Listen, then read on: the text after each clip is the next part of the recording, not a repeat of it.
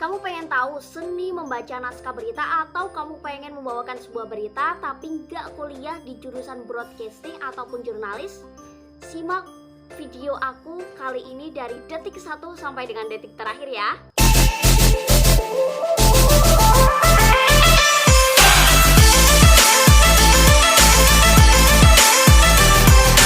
Assalamualaikum warahmatullahi wabarakatuh. Hai. Kali ini di konten perdana aku, Ulfanisa, selama beberapa menit ke depan akan menemani kalian untuk berbagi tips ataupun sharing seputar bagaimana cara untuk membaca sebuah naskah berita di televisi. Yuhu, simak terus ya. Jadi dalam membaca sebuah naskah berita atau teks berita itu ada seni dan juga tekniknya nih guys. Karena apa? Karena sebutlah kalau sosok presenter itu adalah gong dalam sebuah acara pertelevisian nih. Jadi puncak-puncaknya buat kamu sosok presenter nyuksesin atau mensukseskan apa yang udah diusahain sama temen-temen kru di belakang layar. Karena apa? Karena ya pemirsanya nggak mau tahu gitu loh. Mereka taunya adalah kamu sosok presenter yang ada di depan layar. Jadi gimana kamu mau membawakan berita itu sampai di hati para pemirsanya, bahkan komunikatif, mereka dapat menerima apa yang kamu sampaikan sesuai yang kamu maksudkan gitu loh maksudnya. Sampai-sampai bahkan ada beberapa orang yang kalau kamu berhasil, mereka bakal tahu sebelum lihat muka kamu itu udah tahu itu suaranya kamu gitu loh. Sebetulnya teknik sama seni ini nanti sharingnya tuh nggak cuman bisa diterapin ketika kamu membaca sebuah berita atau naskah berita atau kamu sebagai presenter aja, tapi ini juga bisa jadiin basic dalam ketika kamu mau jadi newscaster, news anchor, news reader, announcer, atau ketika kamu jadi host, baik host bagi MC ataupun moderator. Nanti tinggal kamu combine dan improv sendiri sesuai dengan konten atau momentum kamu saat itu juga gitu loh. Itu sih menurut aku kayak gitu sejauh yang aku ketahui.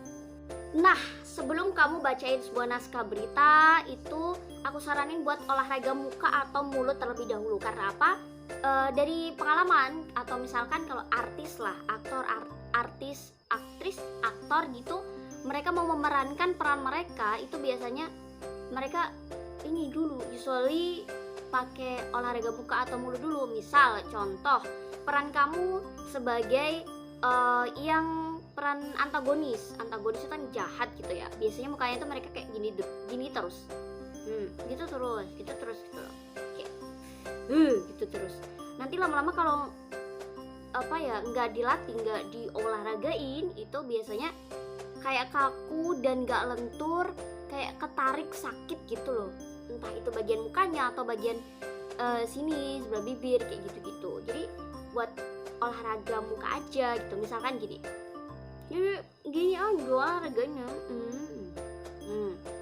Udah pengalaman juga ketika baca puisi ataupun mau adu acting gitu, mau bermain peran gitu, biasanya aku olahragain muka aku dulu gitu ya ceritanya.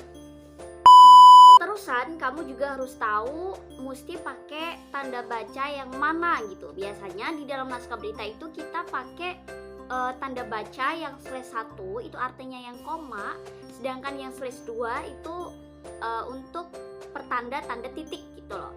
Biasanya di dalam naskah berita itu udah ada tanda bacanya gitu, dibuat sama kalau nggak editor ya penulis naskahnya itu atau penulis skrip gitulah. Terus tapi kita nggak menutup kemungkinan maksudnya nggak harus pakai itu tanda baca yang udah ditentuin sama penulisnya gitu atau editornya gitu, karena bawain aja sesuai yang kamu bisa, bukan yang kamu bisa, tapi bawain aja sesuai yang kamu senyamannya kamu tuh kayak mana gitu. Gitu sih. Nah, kenapa kita harus memakai cara baca kita sendiri gitu, nggak terpatok sama apa yang udah dibuat atau nggak terpatok sama tanda baca yang udah dibuat sama editor gitu ya? Karena menurut aku ya intonasi yang digunain, intonasi ataupun jeda yang orang-orang pakai itu masing-masing berbeda gitu loh. Misalkan aku sama temanku atau aku sama siapa itu juga pasti udah beda. Jadi nyamannya aku nadanya pakai ini gitu, intonasinya harusnya pakai ini gitu. Itu beda, asalkan kita nggak keluar dari kaidah yang mana harus titik dan yang mana harus koma, itu aja. Ada lagi nih penyakit yang orang sering bilang, termasuk juga aku dulunya kayak gitu loh, yakni soal suara cempreng. Kebanyakan orang emang nggak pede suara mereka tuh cempreng, nggak bagus, nggak halus, nggak bulat gitu. Tapi menurut aku mah suara cempreng tuh nggak salah gitu. Ada yang bilang kalau karakter suara kita cempreng, bisa nggak sih kita tuh kalau ngomong atau membawain sesuatu atau nyanyi walaupun cempreng tetap bisa nggak kalau pakai suara diafragma? Kataku bisa, semuanya tuh bisa, asalkan kita latih itu setiap hari. Karena ya skill aja, kalau kita nggak latih setiap hari itu bakalan ketika kita maju atau terjun di situ kita bakal kikuk gitu loh, nggak terbiasa, karena kita nggak terbiasa. Jadi nggak apa-apa kita kayak orang gila, misalkan ada postingan orang ataupun ada bacaan sesuatu, kita bawain aja kayak baca sebuah naskah berita gitu. Jadi semua bisa pakai suara perut, karena keuntungan dari suara perut atau diafragma itu sendiri, ketika kita baca sesuatu yang panjang atau ngobrol panjang sekalipun tanpa napas itu bisa, dan buat suara kita jadi bulat, lebih kuat nih sebetulnya, lebih kuat dan nggak kayak tersedak gitu. Terkadang kalau kita misalkan pakai suara tenggorokan nih, itu nggak bakal kuat kalau misalkan kita baca sesuatu yang panjang, atau bahkan malu-maluin lagi kalau kita sampai kesedek sama air liur kita sendiri atau napas kita gitu. Oke guys, langsung aja aku mau bacain naskah berita kayak presenter pakai teknik, pakai seni dalam pembacaan berita layaknya presenter. Jadi pede aja, suara aku, kata aku, ya gitu ya. Jadi usahain buat badannya tuh tegak. Selamat pagi dan selamat bergabung kembali dengan Berita Pagi Indonesia Menyapa bersama saya Ulfa Anissa.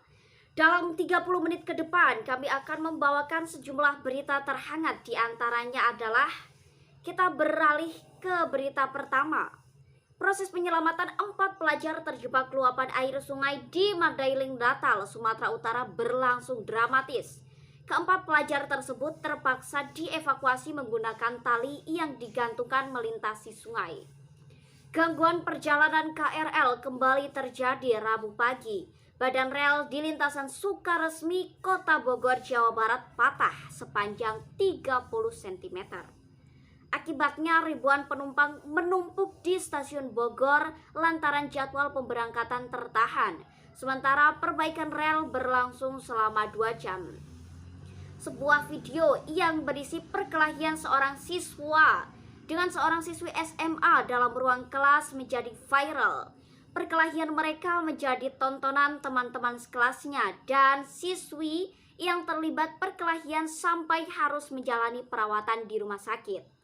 Ya, kita beralih ke berita lain. PT Kereta Api Indonesia Daob 2 Bandung akan menyiapkan 61.764 kursi setiap harinya untuk melayani pemudik Lebaran tahun ini. Jumlah tersebut termasuk 4 kereta api tambahan yang telah disediakan. Baiklah pemirsa, inilah informasi selengkapnya.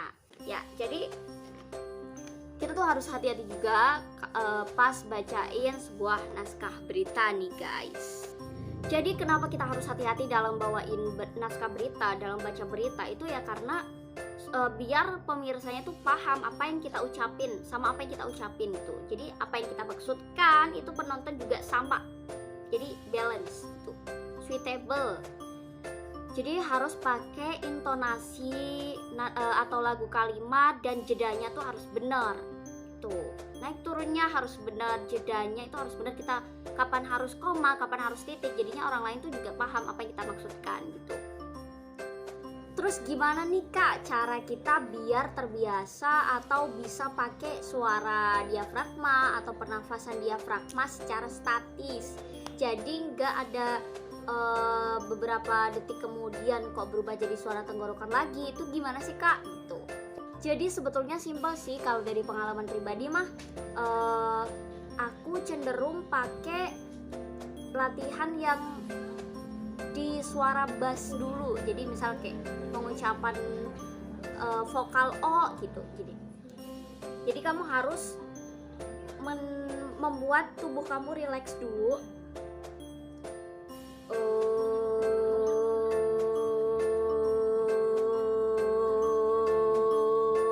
Buat kayak gitu terus sampai nanti bagian perut kamu tuh kayak keras gitu loh, keras terusan stabil gitu. 1, 2, 3.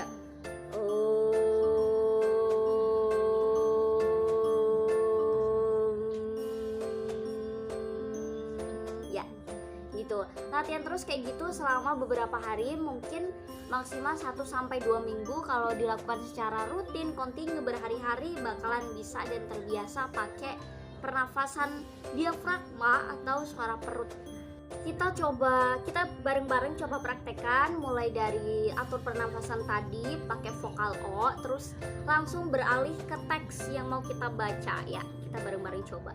1, 2, 3.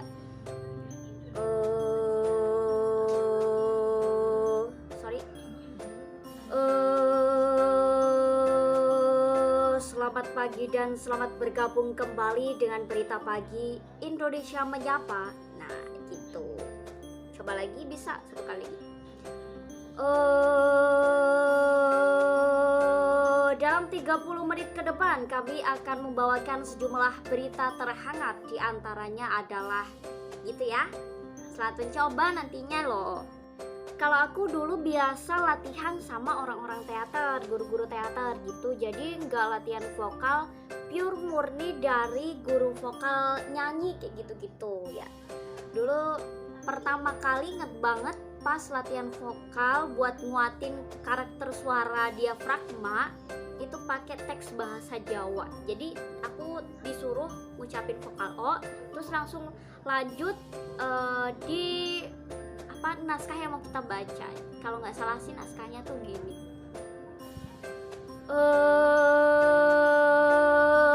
Bumi goncang sambutro kocek kumoceking samudro. Kayak gitulah kurang lebihnya. Ya, tips yang selanjutnya adalah ketika kita baca berita itu jangan terlalu menganga mulutnya. Jarak antara gigi atas sama gigi bawah tuh jangan sampai banyak banget tuh. Itu jangan. Karena nanti ditakutkan, ya nggak ditakutkan sih, emang bakalannya nanti delay atau tertunda gitu loh. Jadinya susah juga gitu, nggak jelas gitu. Contoh, kalau misalkan kita bacanya terlalu menganga gitu. Selamat pagi dan selamat bergabung kembali dengan Berita Pagi Indonesia Menyapa. Gitu kan susah gitu ya. Jadinya tuh nggak cepat, nggak des, nggak sesuai intonasi dan nggak sesuai jedanya tuh kayak mana. Jadi itu usahakan jarak antara gigi atas dan gigi bawah itu dikit aja gitu. Maksimal itu 4 stick es krim atau 4 sendok es krim tuh kalau kalian coba di rumah ya. Contoh, selamat pagi dan selamat bergabung kembali dengan Berita Pagi Indonesia Menyapa bersama saya Ulfa Anissa. Dalam 30 menit ke depan kami akan membawakan sejumlah berita terhangat, di antaranya adalah, jadi biar nggak landing aja gitu. Sharing aja berkenaan soal mimik wajah atau gestur. Kalau para announcer radio itu nyebutnya sebagai smiling voice. Jadi apa yang ada di dalam naskah misalkan isinya maknanya sedih, mereka juga bawainnya dengan nada suara atau smiling voice sedih juga. Kalau misalkan harus bahagia, ya smiling voice itu bahagia gitu. Jadi gestur sama mimik wajahnya itu juga ikut. Contoh dalam pembukaan sebuah naskah opening radio misal. 107,7 Rasida FM, The Voice of Student. Assalamualaikum warahmatullahi wabarakatuh. Halo insan muda, kali ini aku, Ulfa Anissa, akan menemani kalian di program Suka Indonesia sampai dengan 30 menit ke depan.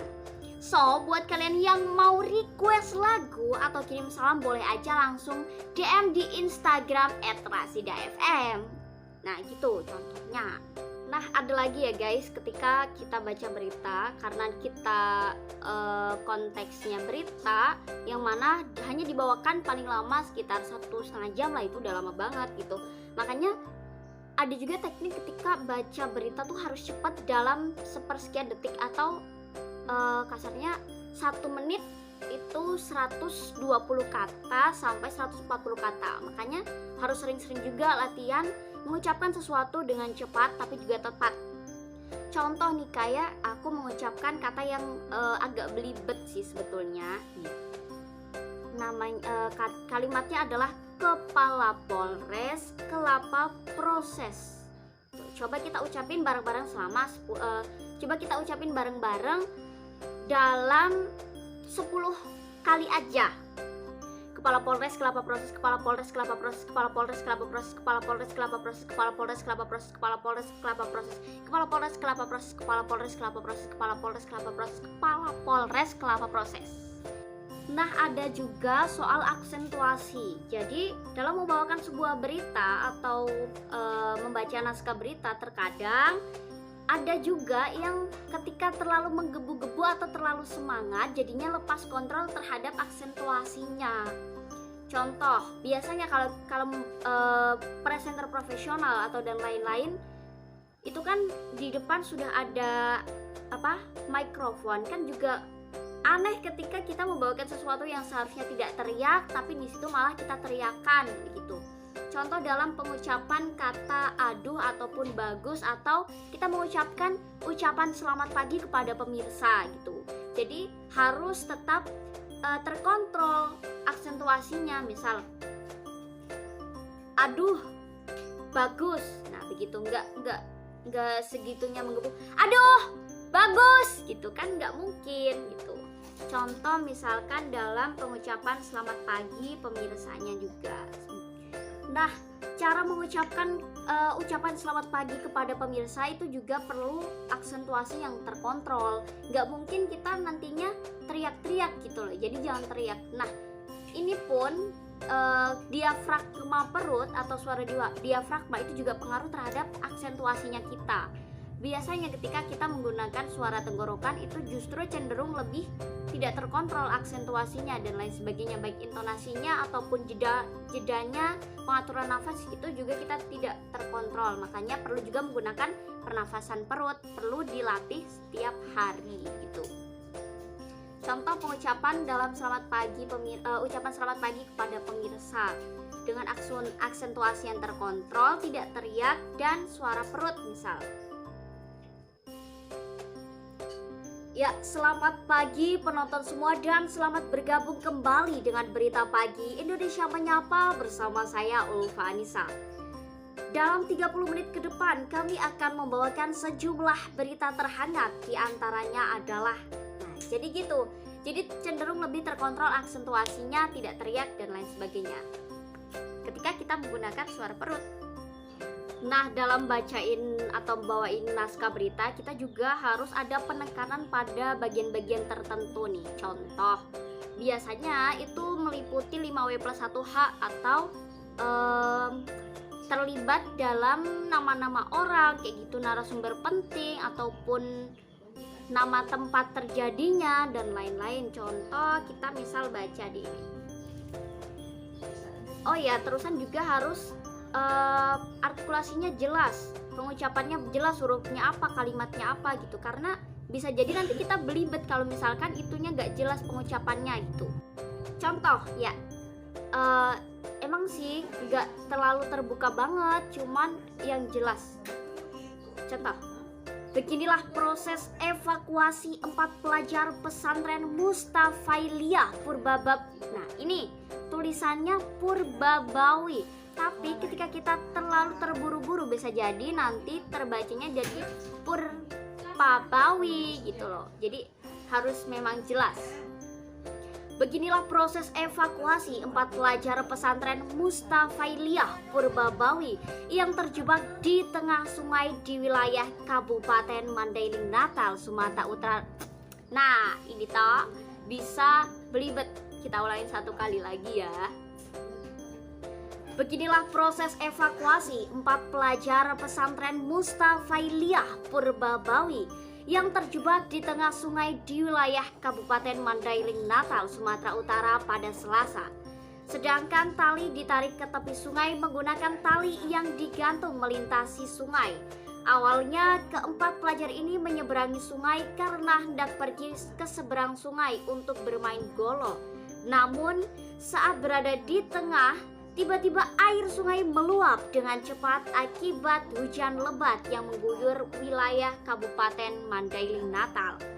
Mereka pun terjebak di tengah sungai sambil berlimpah di atas batu besar selama 2 jam.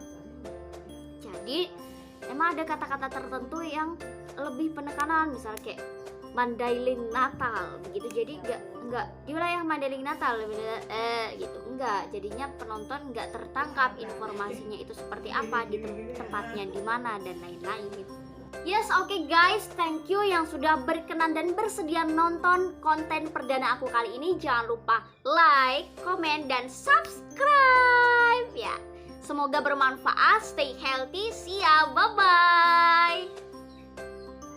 Wassalamualaikum warahmatullahi wabarakatuh.